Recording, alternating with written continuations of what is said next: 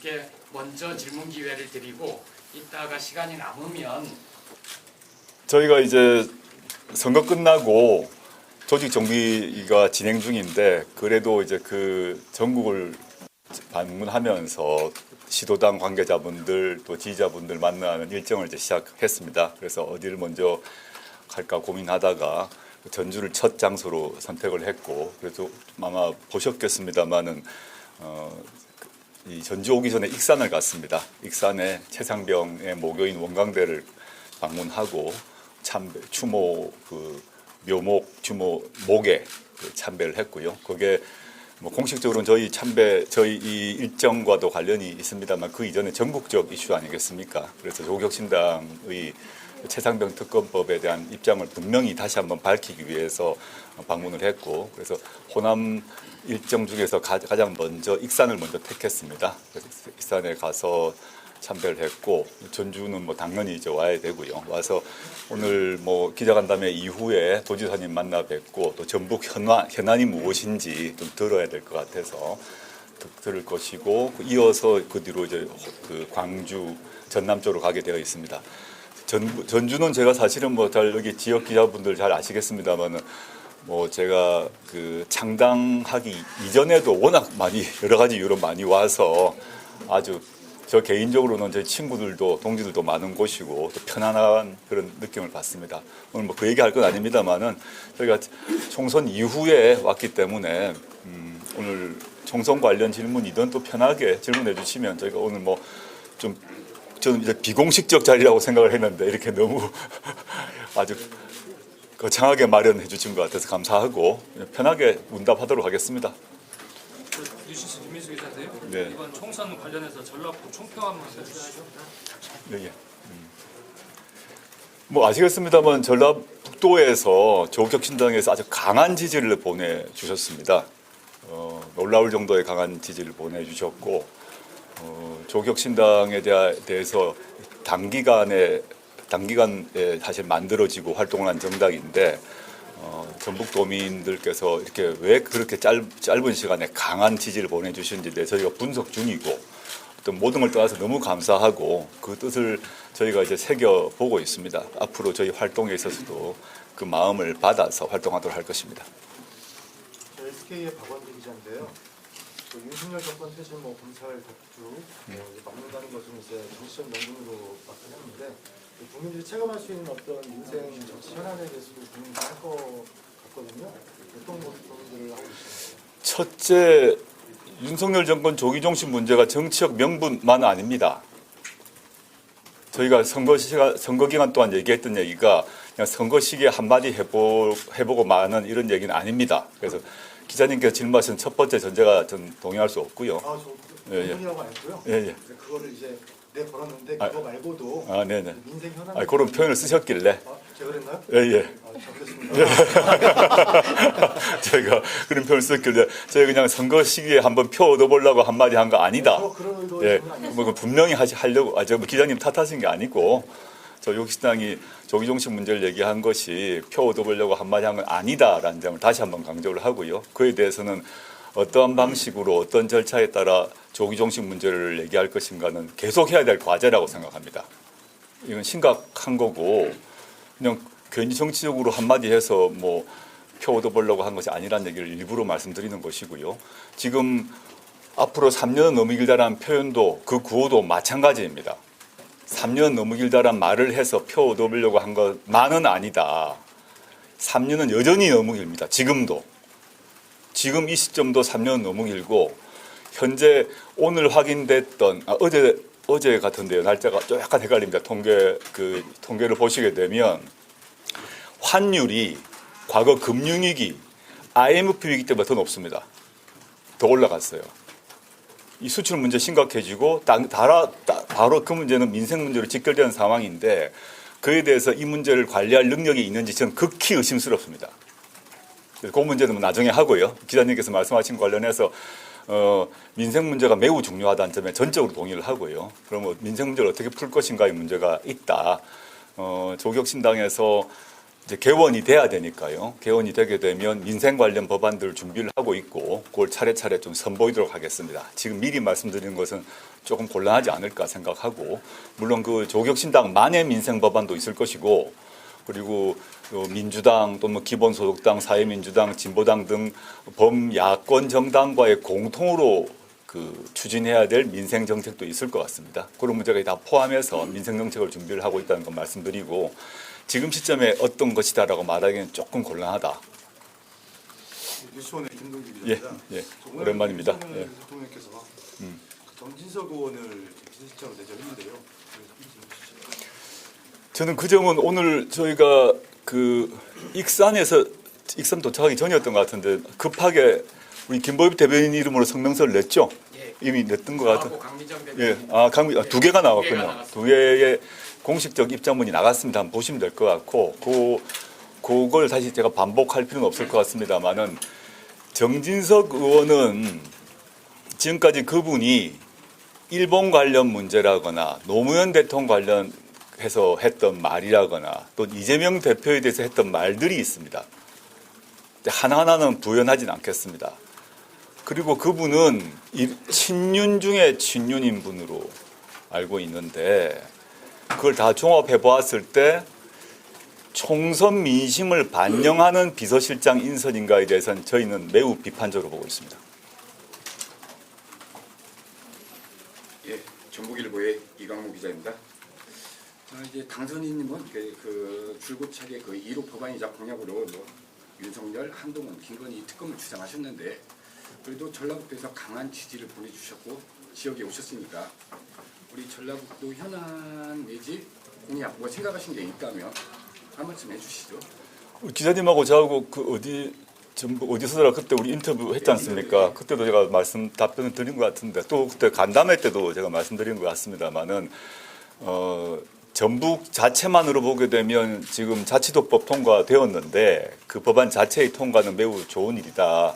근데 내용을 보게 되면 재정 독립, 재정 자립 문제 같은 경우 매우 약하게 되어 있는 게 사실이다 생각을 합니다. 그 문제에 대한 것이 1차적으로 이제 법 제도를 정비해야 되는 문제이기 때문에 전북 특별자치도법을 보완하는 점에 저희가 집중을 하고 있다라고 말씀드리겠습니다. 물론 지난번 저희가 기자간담회 등에서도 전북 지역의 기자분들과 대담하면서 답변 드렸지만 이 특별회계 말씀드렸지 않습니까? 특별회계의 증가 속도와 증가 양이 너무 느리다. 그러다 보니 지방분권 문제가 안 되고 있다라는 말씀드렸고 총예산 증가의 총예산 증가의 그 속도에 맞추어 이런 균형 발전 특별회계 문제를 늘려야 된다라는 얘기는 다시 한번 반복드립니다. 예. 전북중앙신문의 박정미 기자입니다.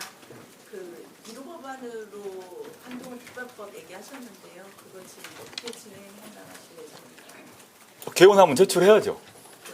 네네. 어쨌든 조국 식당만으로는 조금 어려울 수 있어서 민주당이나 뭐 이렇게 해서 이번 최상병 특별법처럼 같이 연대해 나가야 되는데 그런 계획들이 좀 있을까요? 당연히 그 문제 관련해서 지금 개원이 되게 되면 민주당은 민주당대로 조국혁신당은 조국혁신당대로 법안을 내지 않겠습니까? 그럼 통과를 하려면 당연히 양당이 협의를 해야 되지 않습니까?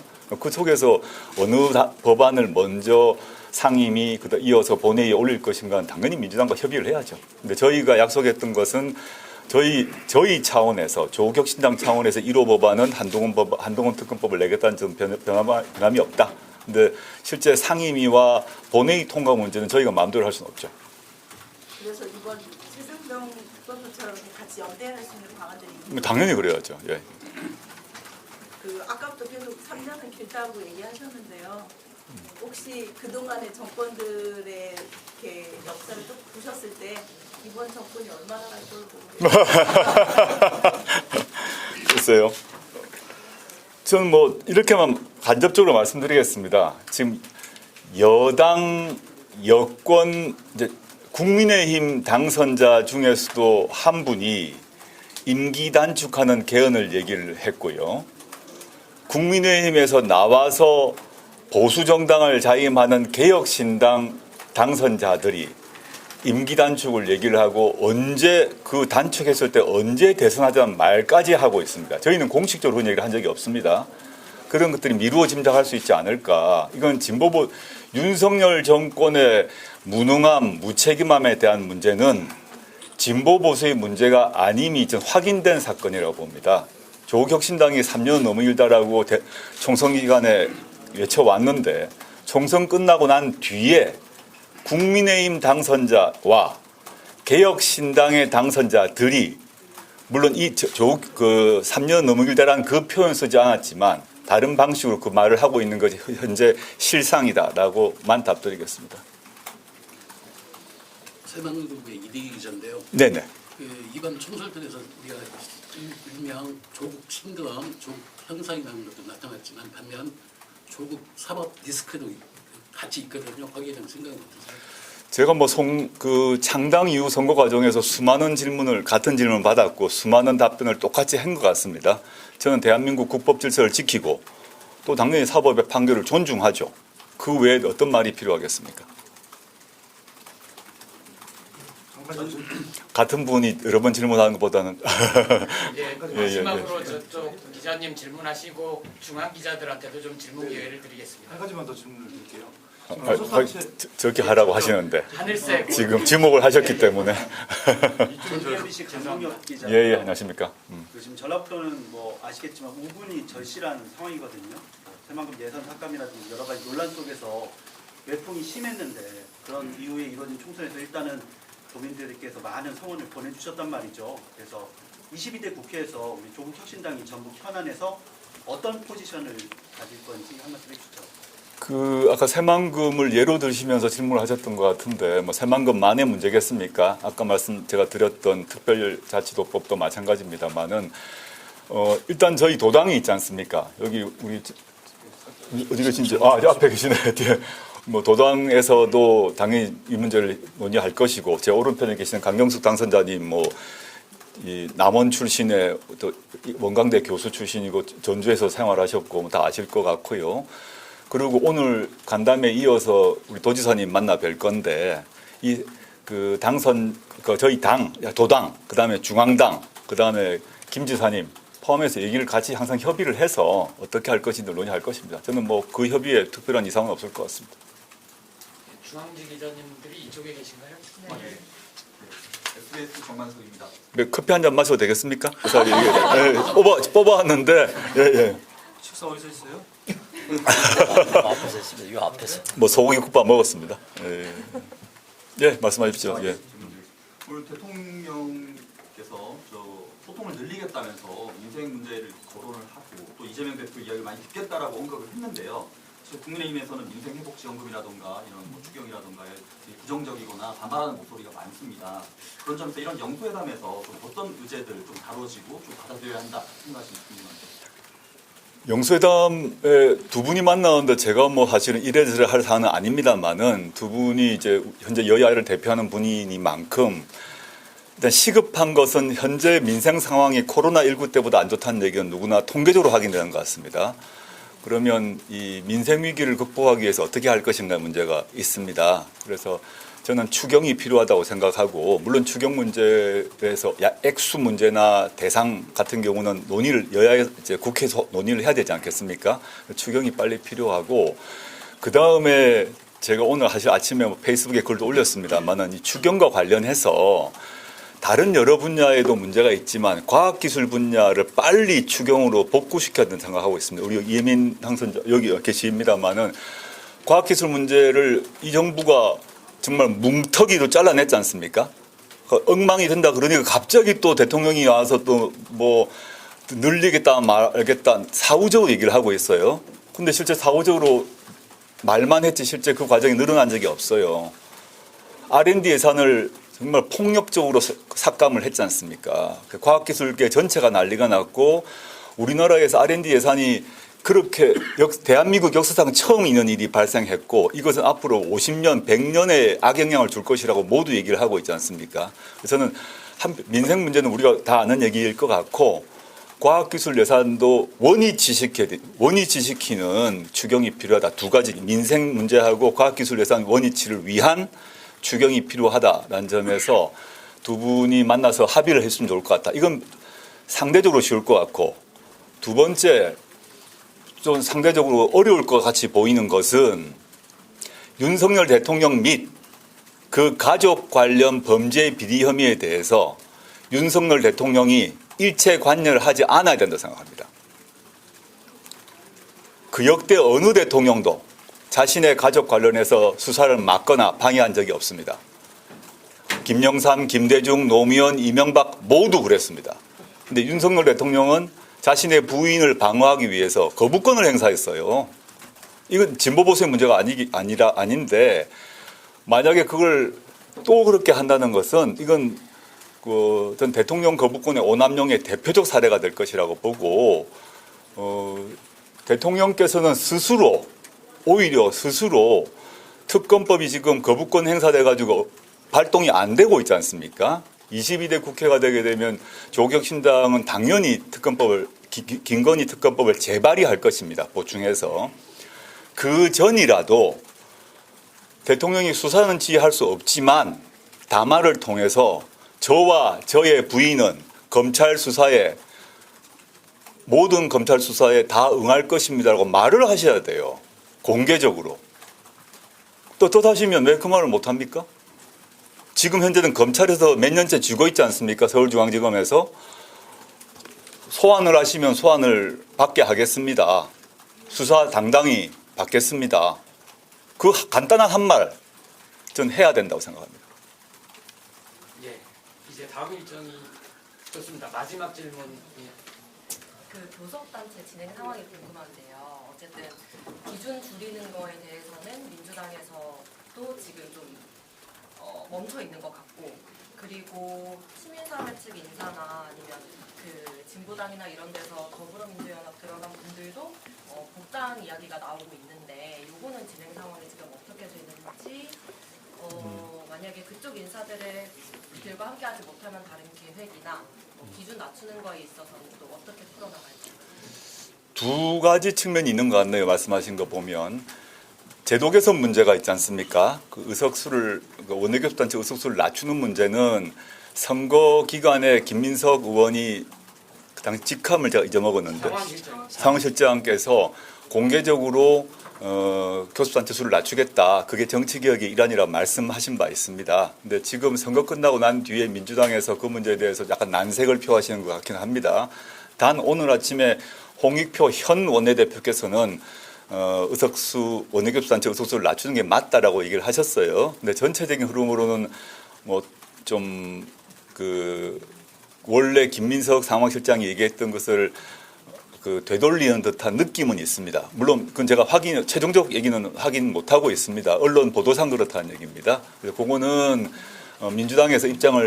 민주당에서 공식적으로 얘기를 하셔야 될 것 같아요. 제가 아니라. 원내교섭단체의 의석수를 낮추는 것이 민주당에서 먼저 얘기를 꺼냈고, 아까 또 박지원 당선자도 같은 말을 하셨어요. 민주당의 공식 당론이 무엇인가는 민주당 쪽에 물어보시는 게 맞는 것 같고요. 두 번째, 그게 안 된다고 하면 저희는 저희 방식대로 원내교섭단체를 추진할 수밖에 없죠. 시간이 걸리더라도 여러 가지 방식이 있을 것 같습니다. 근데 저희는 급하게 서두를 생각 없고 또 어디 특정 당에 있는 사람을 빼올 생각도 없습니다. 전 전공법에 따라서 시간이 걸리더라도 해나갈 생각이다. 그렇게만 말씀드리겠습니다. 예, 이상으로 마치겠습니다. 고맙습니다. 네, 감사합니다. 예, 고맙습니다. 혹시 다른 저 당선자들께 질문하실 거 있어요? 그러네. 그러면은 저기 간담회가 모두 다 같이 참석하시는 거 아닌가요? 지사님 차단. 장선 몇 시죠? 지사님. 시간 이동하셔야 됩니다. 아, 그래요? 시간이 지금 지났습니다. 우리 박 검사님한테 질문할 게 하나 있다고요. 그건 따로 없다고? 그러면 뭐 어떻게 인사를 하죠? 어디서 인사를 하죠? 예. 바깥에서 해야 될 것 같아요. 네. 지금 이동을 해야 될 것 같습니다. 네.